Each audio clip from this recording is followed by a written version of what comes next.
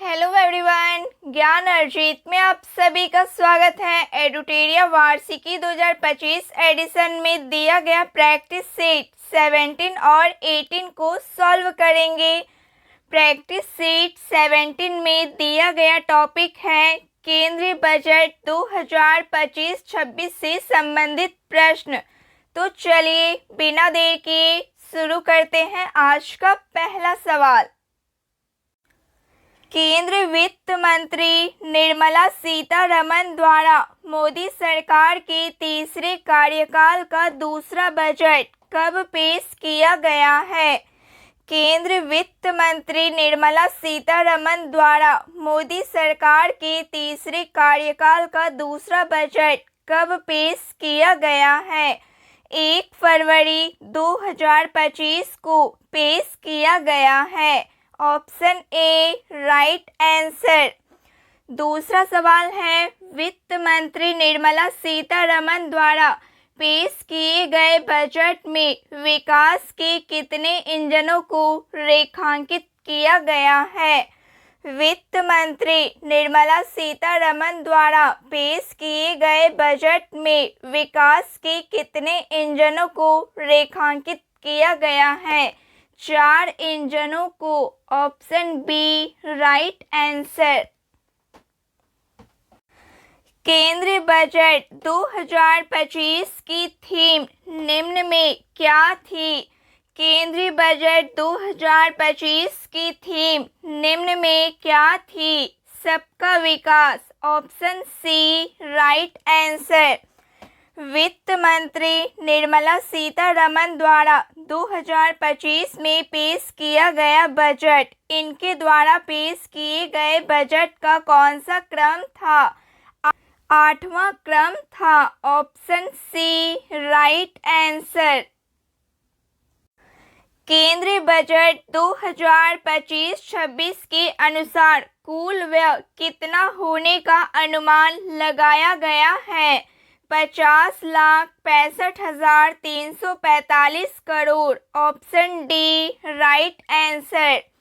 Budget 2025-26 के अनुसार राजस्व प्राप्तियां कितना होने का अनुमान है? 34,20,409 crore. Option B right answer.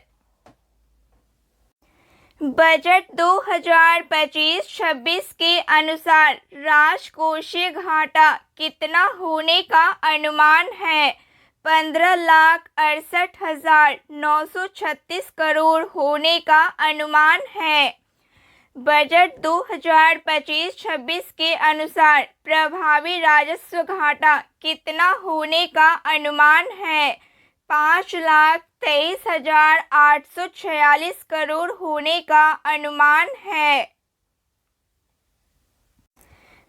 Budget 2025-26 के अनुसार राजकोषीय घाटा जीडीपी का कितना प्रतिशत रहने का अनुमान है? 4.4% रहने का अनुमान है। बजट 2025-26 के अनुसार राजस्व घाटा जीडीपी का कितना प्रतिशत रहने का अनुमान है? 1.5% रहने का अनुमान है। बजट 2025-26 के अनुसार प्राथमिक घाटा जीडीपी का कितना प्रतिशत रहने का अनुमान है? 0.8% रहने का अनुमान है। बजट 2025-26 के अनुसार प्रभावी राजस्व घाटा जीडीपी का कितना प्रतिशत रहने का अनुमान है? 0.3% रहने का अनुमान है। बजट 2025-26 के अनुसार प्राथमिक घाटा कितना रहने का अनुमान है? 2,92,598 करोड़ रहने का अनुमान है। बजट 2025-26 में रक्षा पर खर्च करने हेतु कितना बजट आवंटित किया गया है? 4,91,732 करोड़ का बजट आवंटित किया गया है। बजट 2025-26 में शिक्षा पर खर्च करने हेतु कितना बजट आवंटित किया गया है? 1,28,650 करोड़ का बजट आवंटित किया गया है। बजट 2025-26 में ग्रामीण विकास मद पर व्यय हेतु कितना बजट आवंटित किया गया है? 2,66,817 करोड़ का बजट आवंटित किया गया है। बजट 2025-26 में शहरी विकास हेतु कितना बजट आवंटित किया गया है? 96,777 करोड़ का बजट आवंटित किया गया है। बजट 2025-26 में विकसित भारत हेतु 4 इंजनों में प्रथम इंजन का संबंध किस क्षेत्र से है? कृषि क्षेत्र से। बजट 2025-26 में प्रथम इंजन के रूप में चयनित कृषि क्षेत्र के तहत कृषि उत्पादकता बढ़ाने हेतु देश के कुल कितने जिलों को शामिल किया गया है? देश के कुल 100 जिलों को शामिल किया गया है। बजट 2025-26 में किसान क्रेडिट कार्ड की सीमा को 3 लाख से बढ़ाकर कितना किए जाने की घोषणा की गई है? 3 लाख से बढ़ाकर 5 लाख किए जाने की घोषणा की गई है। बजट 2025-26 में मखाना के उत्पादन, प्रसंस्करण तथा मूल्य संवर्धन को बढ़ाने हेतु किस राज्य में मखाना बोर्ड की स्थापना किए जाने की घोषणा की गई है? बिहार राज्य में। बजट 2025-26 में यूरिया संयंत्र की स्थापना किस राज्य में किए जाने की घोषणा की गई है? असम राज्य में। बजट 2025-26 में विकसित भारत हेतु रेखांकित 4 इंजनों में दूसरे इंजन का संबंध किस क्षेत्र से है? एमएसएमई क्षेत्र से है। बजट 2025-26 में एमएसएमई के लिए ऋण कवर को 5 करोड़ से बढ़ाकर कितना किए जाने की घोषणा की गई है? 5 करोड़ से बढ़ाकर 10 करोड़ किए जाने की घोषणा की गई है। बजट 2025-26 में किए गए घोषणा के अनुसार किस राज्य में राष्ट्रीय खाद्य प्रौद्योगिकी संस्था की स्थापना की जाएगी? बिहार राज्य में। Option B right answer. Budget 2025-26 में रेखांकित 4 इंजनों में तीसरे इंजन का संबंध किस क्षेत्र से है? निवेश क्षेत्र से है। UDAN क्षेत्रीय संपर्क योजना के अंतर्गत कितने नए गंतव्यों को शामिल करने की घोषणा की गई है? 120 नए गंतव्यों को शामिल करने की घोषणा की गई है। भारत सरकार की वर्ष 2025-26 में कितने डे केयर कैंसर केंद्र खोले जाने की घोषणा की गई है? 200 डे केयर केंद्र खोले जाने की घोषणा की गई है। बीमा क्षेत्रों में प्रत्यक्ष विदेशी निवेश को 74% से बढ़ाकर कितना किए जाने की घोषणा की गई है? 100%। नई कर व्यवस्था के तहत 12 लाख रुपए तक की आय पर कितना आयकर निर्धारित किया गया है? 0%। बजट 2025-26 में वरिष्ठ नागरिकों के लिए कर कटौती को 50,000 से बढ़ाकर कितना किया गया है? 1 लाख रुपए किया गया है। केंद्रीय बजट 2025-26 में किराए पर कटने वाले स्रोत पर कर कटौती TDS की सालाना सीमा 2.40 लाख से बढ़ाकर कितना किया गया है? 6 लाख किया गया है। केंद्रीय बजट 2025-26 में आयकर रिटर्न ITR दाखिल करने की समय सीमा को 2 वर्ष से बढ़ाकर कितना किया गया है? 2 वर्ष से बढ़ाकर 4 वर्ष किया गया है। केंद्रीय बजट 2025-26 में जल जीवन मिशन योजना को कब तक बढ़ाने की घोषणा की गई है? केंद्रीय बजट 2025-26 में जल जीवन मिशन योजना को कब तक बढ़ाने की घोषणा की गई है? वर्ष 2028 तक बढ़ाने की घोषणा की गई है। केंद्रीय बजट 2025-26 में जल जीवन मिशन के लिए कितनी राशि आवंटित की गई है? 67,000 करोड़ रुपए की राशि आवंटित की गई है। केंद्रीय बजट 2025-26 में ज्ञान भारतम मिशन की घोषणा की गई है। इसका मुख्य उद्देश्य क्या है? 1 करोड़ पांडुलिपियों का संरक्षण एवं दस्तावेजीकरण इसका मुख्य उद्देश्य है। केंद्रीय बजट 2025-26 में डीप ओशन मिशन के लिए कितने करोड़ रुपए बजट आवंटित किया गया है? 600 करोड़ रुपए बजट आवंटित किया गया है। केंद्रीय बजट 2025-26 में किए गए घोषणा के अनुसार ग्रीनफील्ड हवाई अड्डे की स्थापना किस राज्य में की जाएगी? बिहार राज्य में।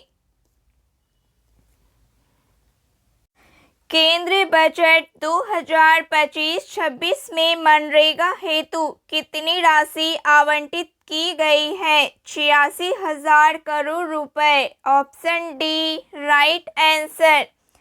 कृषि के संदर्भ में केंद्रीय बजट 2025-26 का मुख्य फोकस क्या है?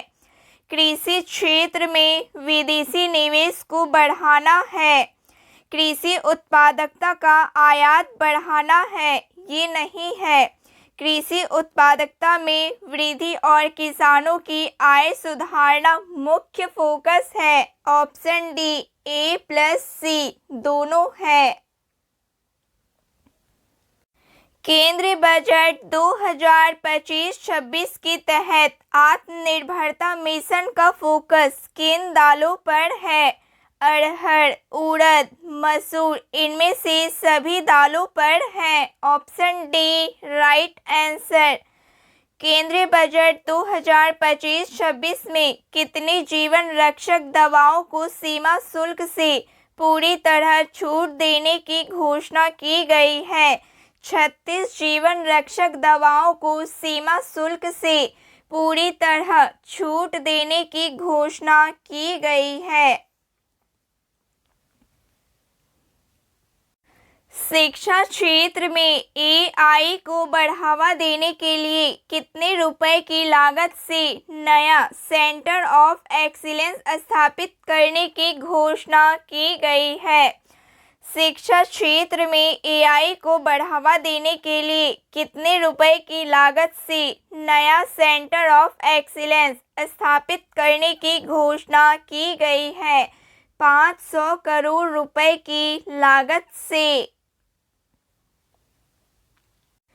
बजट 2025-26 में केंद्र सरकार ने राष्ट्रीय परमाणु ऊर्जा मिशन के तहत किस वर्ष तक कम से कम 100 गीगावाट परमाणु ऊर्जा उत्पादन करने का लक्ष्य रखा है? वर्ष 2047 तक। अंतर्राष्ट्रीय व्यापार को बढ़ावा देने हेतु किस एकीकृत डिजिटल प्लेटफॉर्म की स्थापना किए जाने की घोषणा की गई है? Bharat trade net.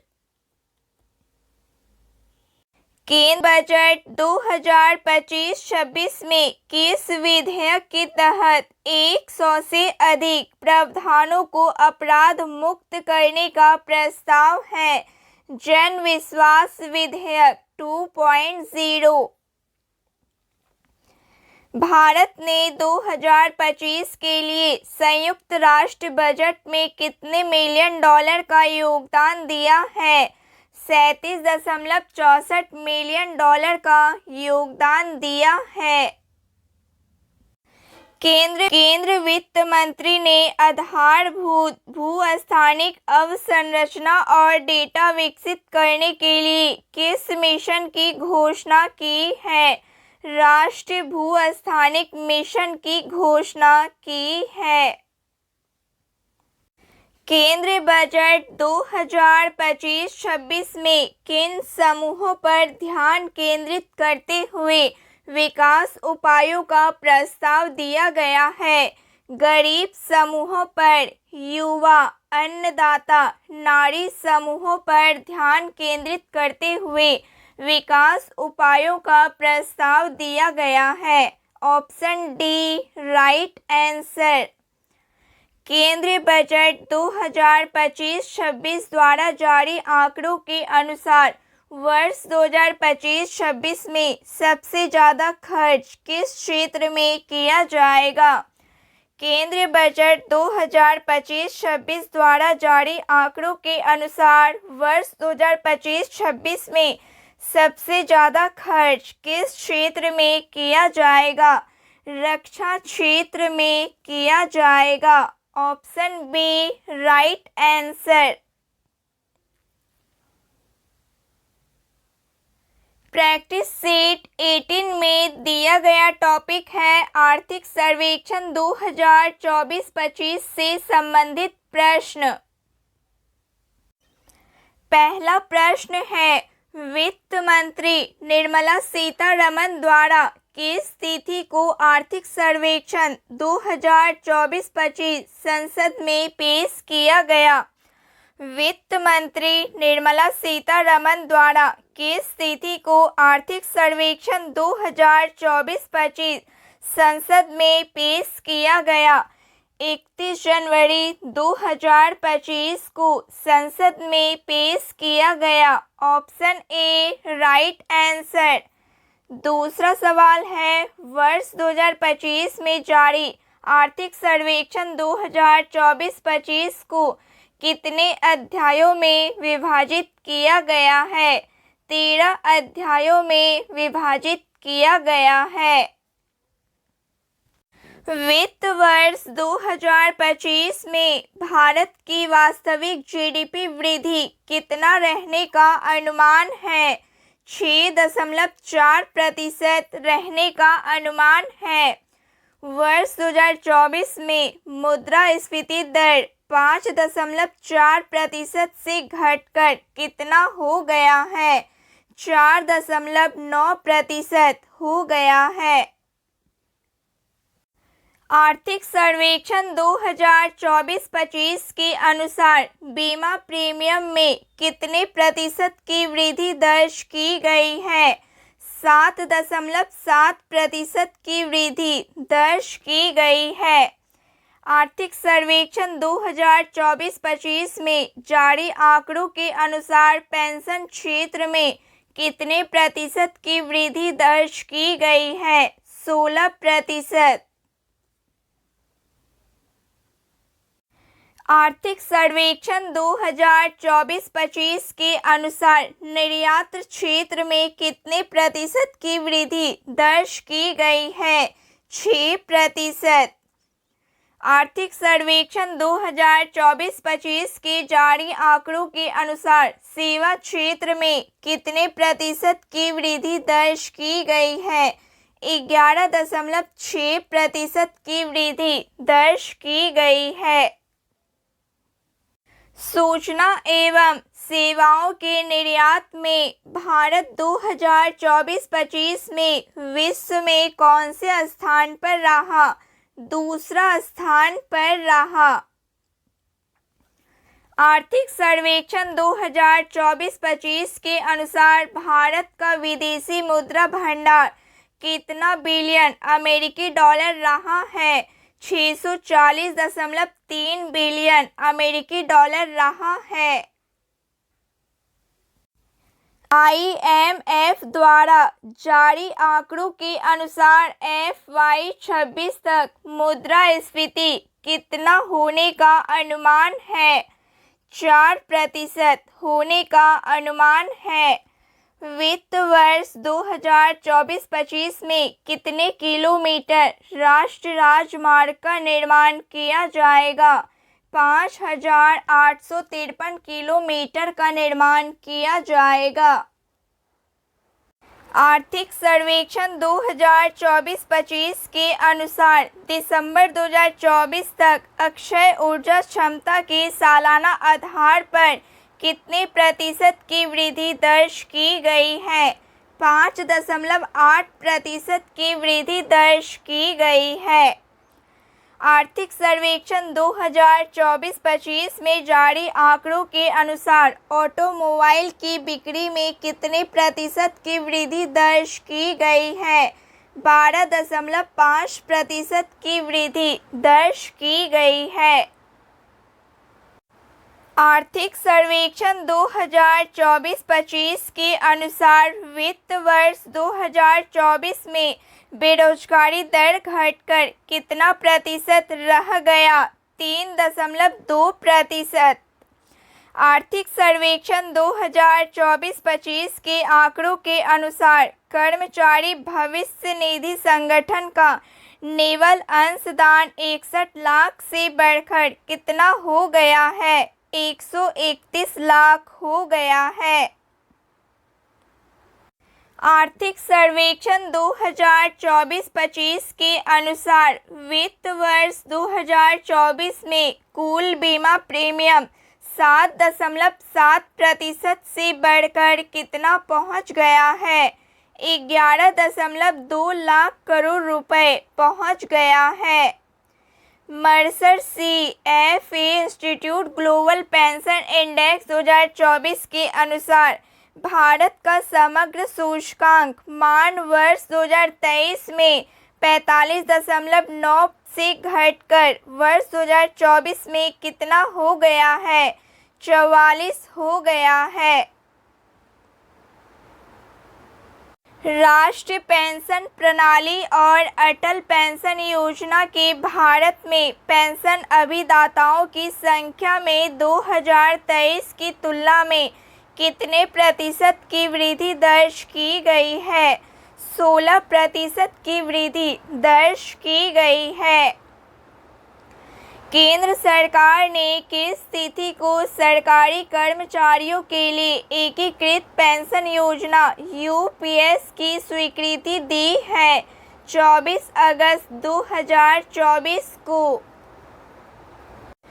एकीकृत पेंशन योजना के अनुसार सरकारी कर्मचारियों को सेवानिवृत्ति की तारीख से पहले 12 महीनों के औसत मूल वेतन का कितना प्रतिशत पेंशन के रूप में दिया जाएगा?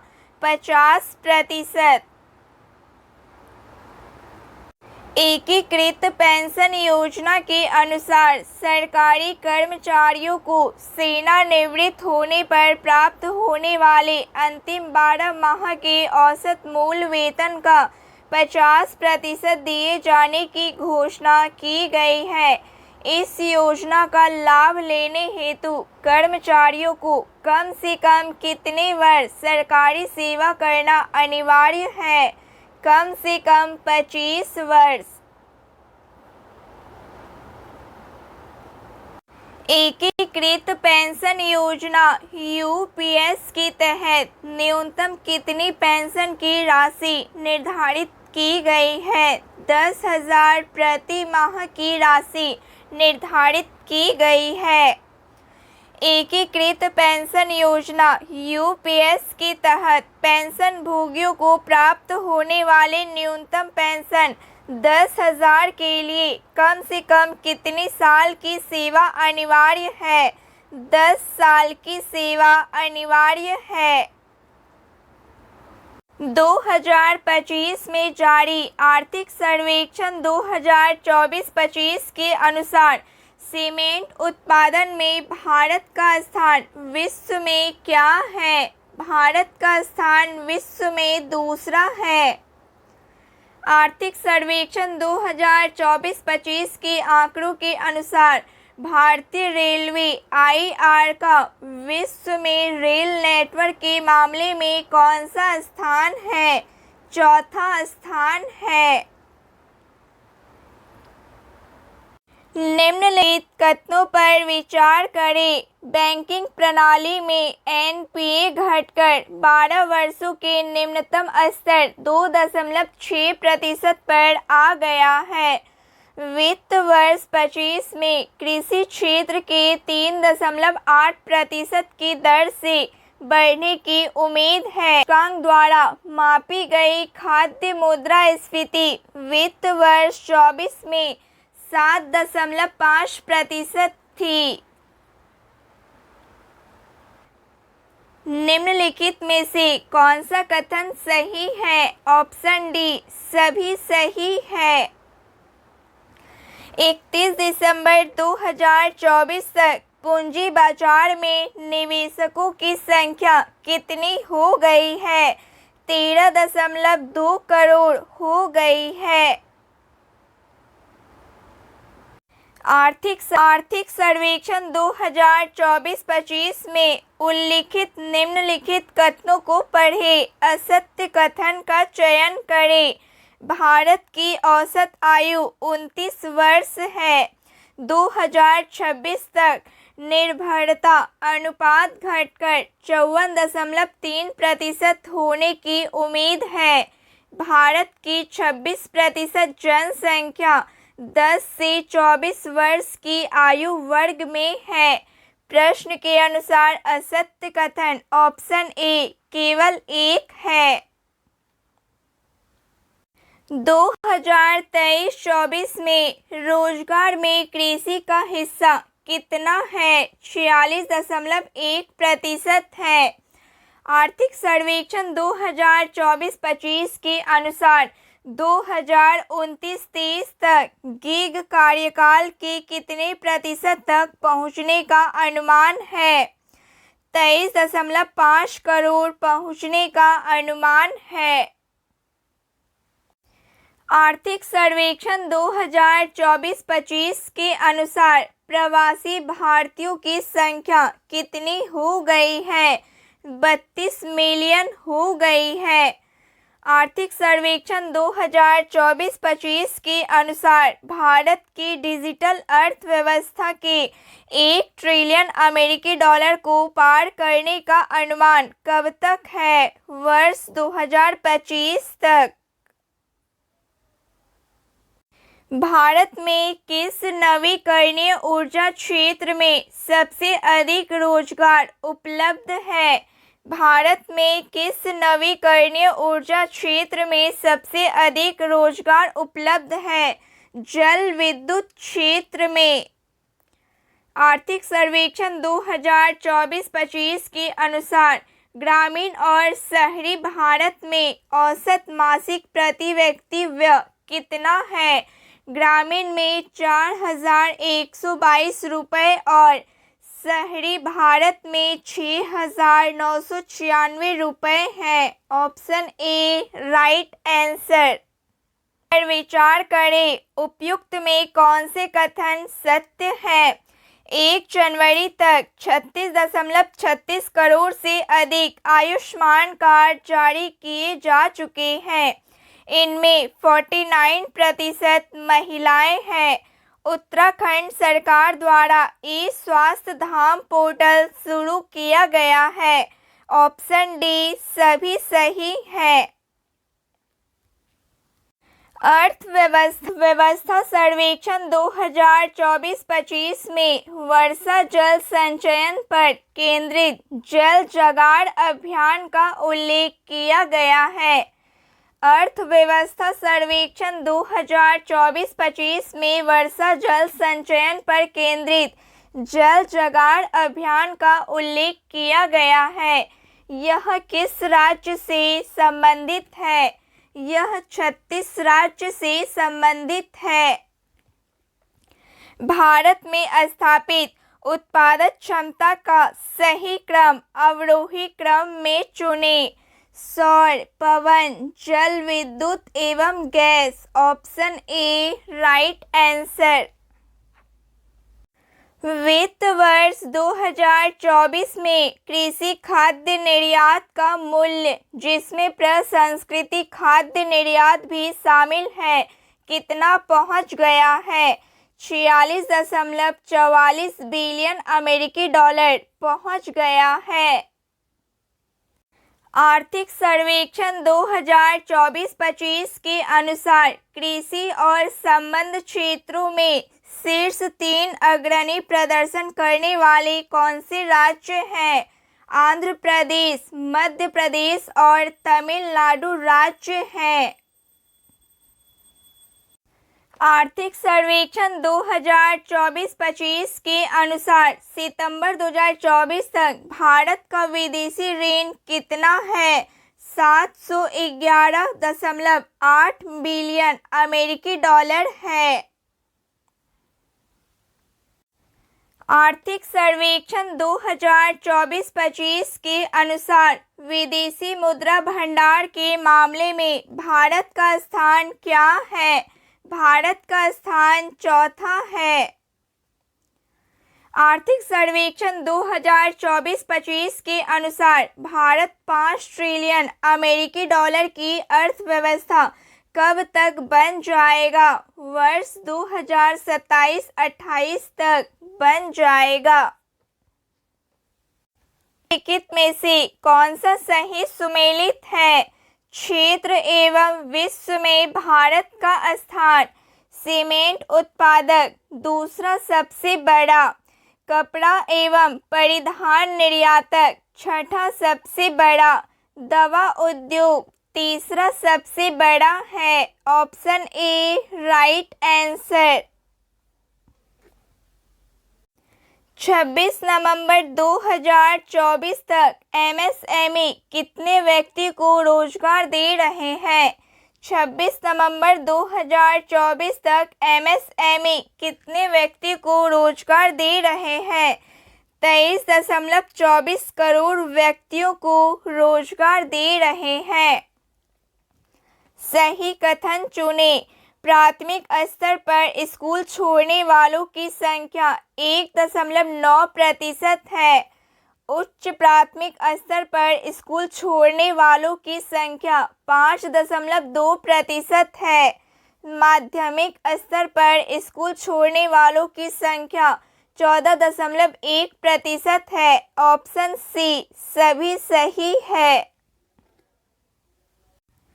आर्थिक 24-25 के अनुसार 9 जनवरी 2025 तक प्रधानमंत्री ग्राम सड़क योजना के अंतर्गत कितने किलोमीटर लंबी सड़कें पूरी हो चुकी है?